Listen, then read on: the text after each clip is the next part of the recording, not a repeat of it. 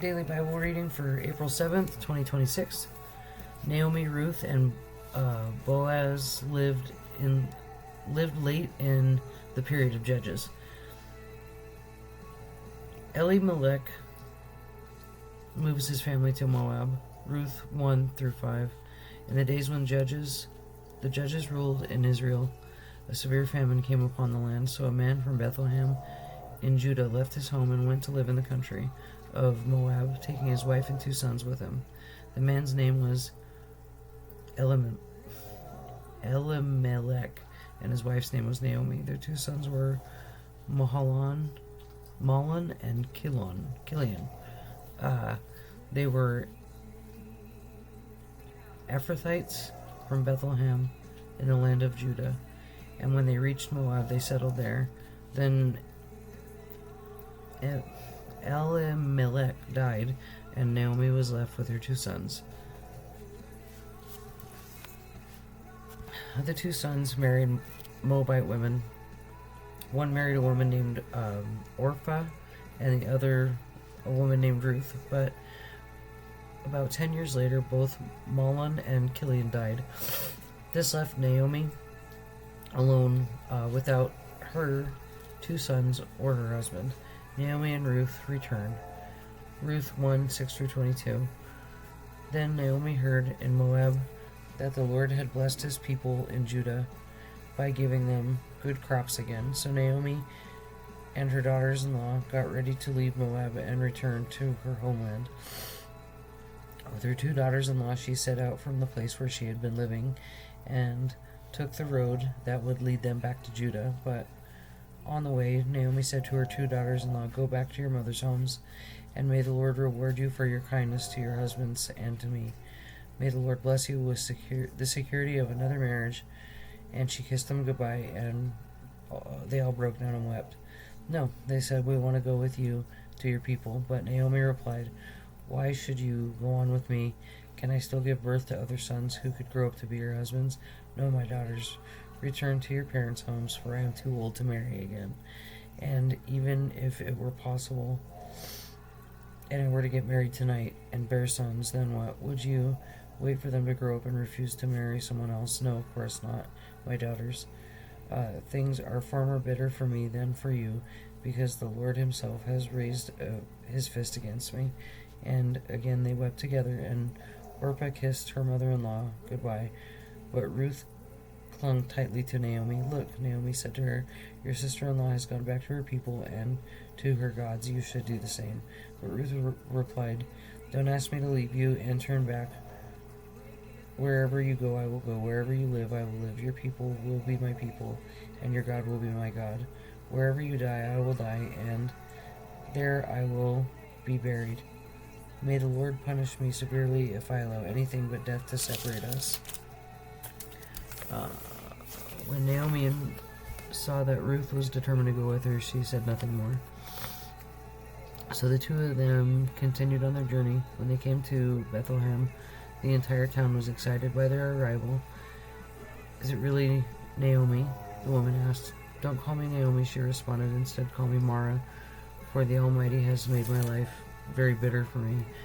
I went away full, but the Lord has brought me home empty. Why call me Naomi when the Lord has caused me to suffer, and the Almighty has sent such tragedy upon me?" So Naomi returned from Moab, accompanied by her daughter-in-law Ruth, the young Moabite woman. They arrived in Bethlehem late in spring, at the beginning of the barley harvest. Ruth works in Boaz's field. Ruth 2, 1 through 23. Now there was a wealthy and influential man in Bethlehem named Boaz, who was a relative of Naomi's husband, Elimelech. One day Ruth, the Moabite woman, said to Naomi, "Let me go out to the harvest fields to pick up stalks of grain left behind by anyone who is kind enough to let me do it." Naomi replied, "All right, my daughter, go ahead." So Ruth went out to gather grain behind the harvesters. As it had happened, she found herself working in a field that belonged to Boaz, the relative of her father-in-law, Elimelech. While she was there, Boaz arrived in Bethlehem and greeted the harvesters. "The Lord be with you," he said. "The Lord bless you," the harvesters replied. Then Boaz asked his foreman, "Who is that young woman over there? Who does she belong to?" And the foreman replied, "She is a young woman from Moab who came back with Naomi. She asked me this morning if I could gather grain behind the harvesters. She has been hard at work ever since, except for a few minutes' rest in the shelter." Boaz went over and said to Ruth, "Listen, my daughter, stay right here with us. When you gather grain, don't go to any other field. Stay right behind the young woman working in my field. See which part of the field they are harvesting and then follow them. I've warned the young men not to treat you roughly, and when you are thirsty, help yourself to the water that they have drawn from the well." Ruth fell at his feet and thanked him warmly.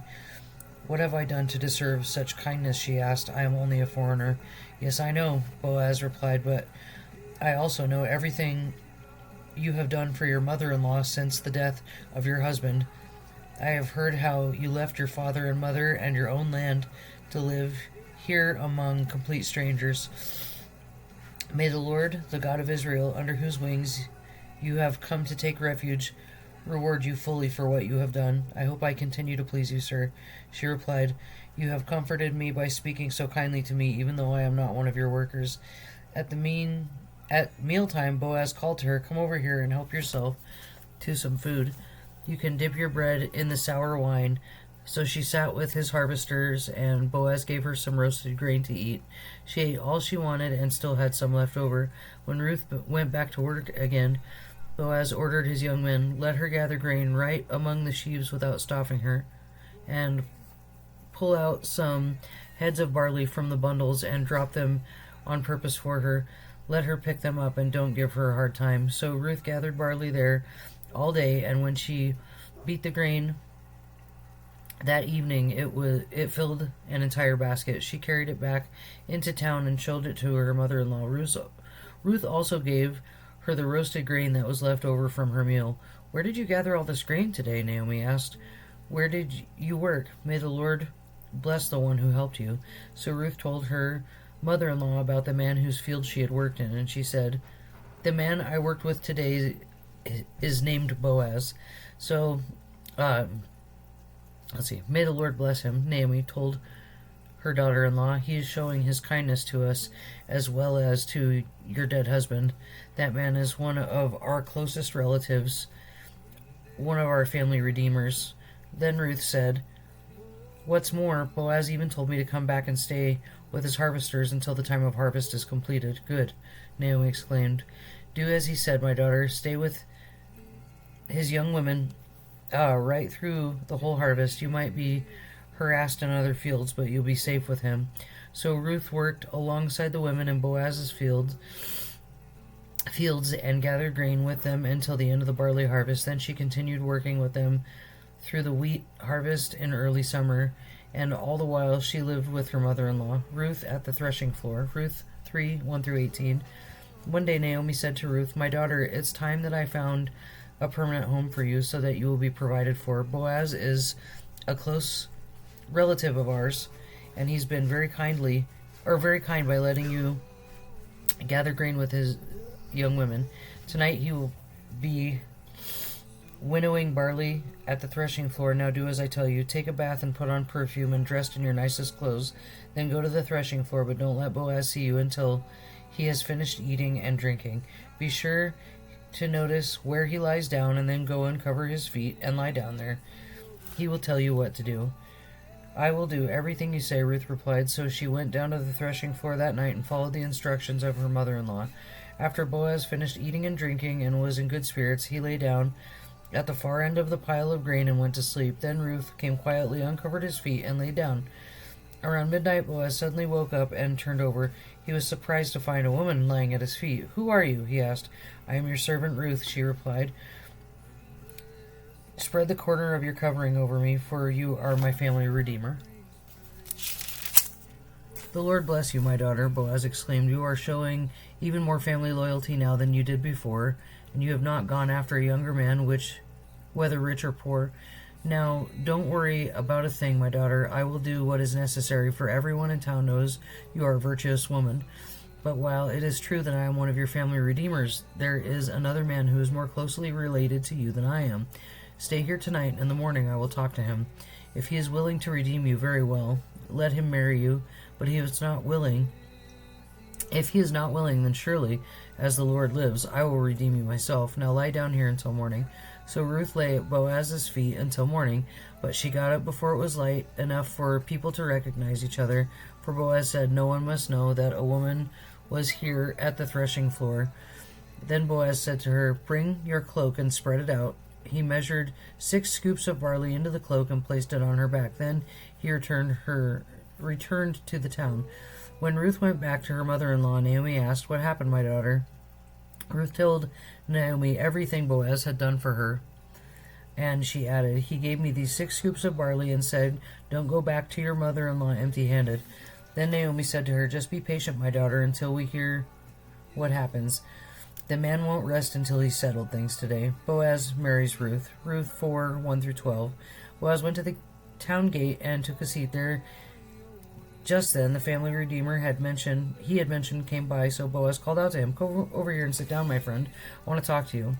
So they sat together. Then Boaz called 10 leaders from the town and asked them to sit as witnesses. And Boaz said to the family redeemer, "You know Naomi, who came back from Moab.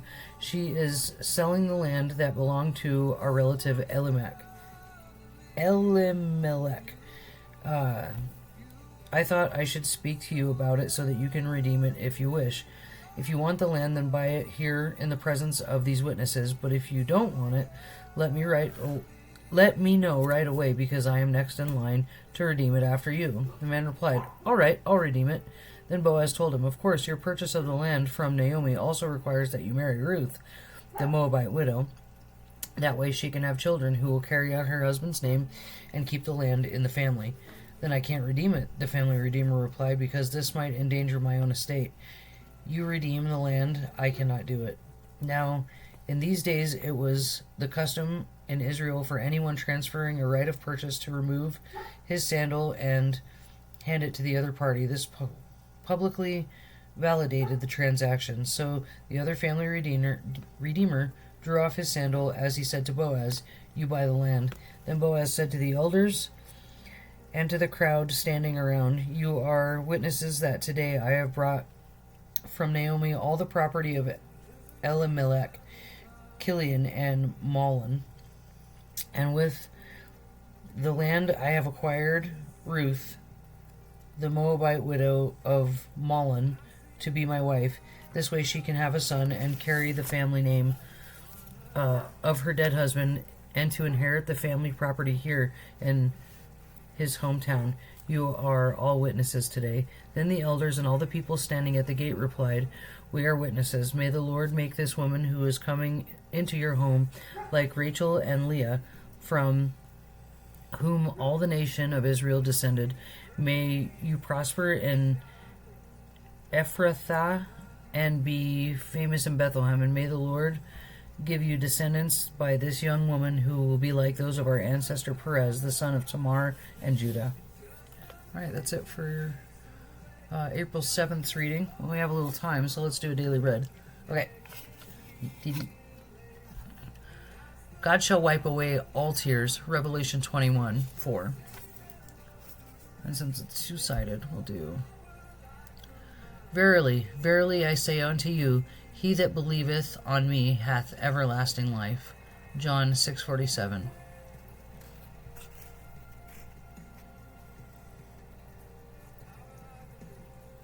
Beautiful. All right, well, thank you for listening. God bless you, and have a beautiful rest of your April 7th. All right. See you tomorrow.